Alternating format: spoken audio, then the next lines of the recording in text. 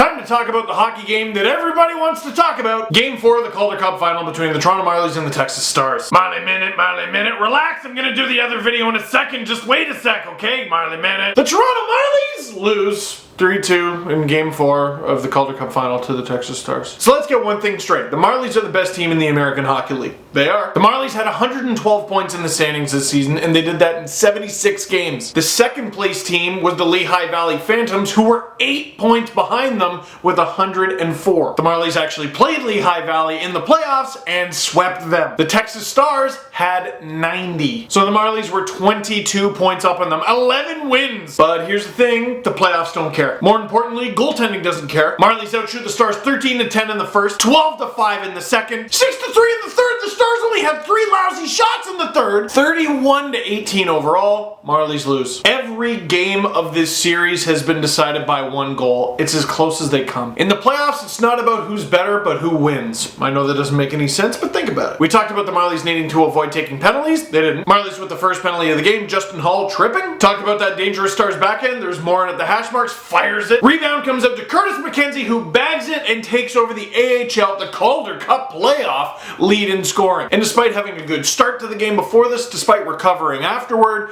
the Marlies head to intermission down 1-0. Despite the Marlies outshooting Texas early, Texas was still getting a lot of the things that we talked about, a lot of the things they wanted. They didn't convert on it, but they were able to sneak past the Marlies on a breakaway, get a power play, and a power play goal by Curtis McKenzie of all people. If the score sheet is any indicator, the Marlies are probably outplaying the Stars. And the Marlies are 2 games away from winning it all. But unless you can take away the things that are the Texas Stars' life force, you risk losing in 2 games. And on home ice, no less. That's right, because it's 2-3-2, the next game is in Texas. No one can win the Cup next game, so it'll be decided over the final 2 in Toronto. Second period. Dermott with the puck at the offensive blue line, flubs it, the Stars turn it over the other way, and they get behind the Marlies defense again. Dermott just guns it, like he takes off, and he prevents the breakaway by doing that. But Dowling is able to get the pass off to Curtis McKenzie for the shot. Loverty is too far in front of him. The gap control wasn't quite controlled enough, and the Stars are now up 2-0. A game of the littlest mistakes. It's a shame because Mike McKenna is doing so well in the Stars net. It's so easy to say that he's stealing this,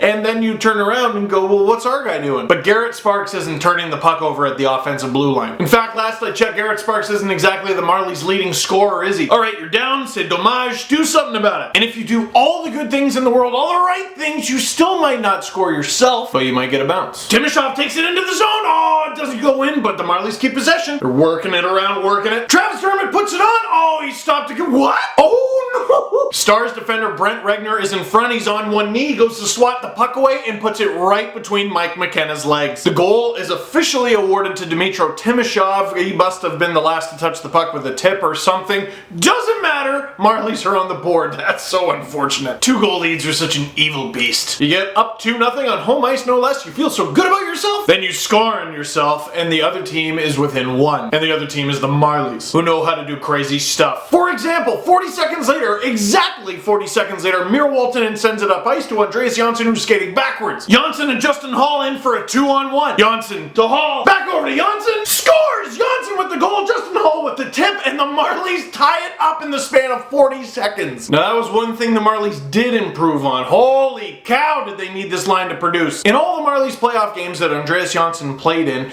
before the final, he just looked unfair. In the first 3 games of the finals, he just looked normal, pedestrian, like an AHL player.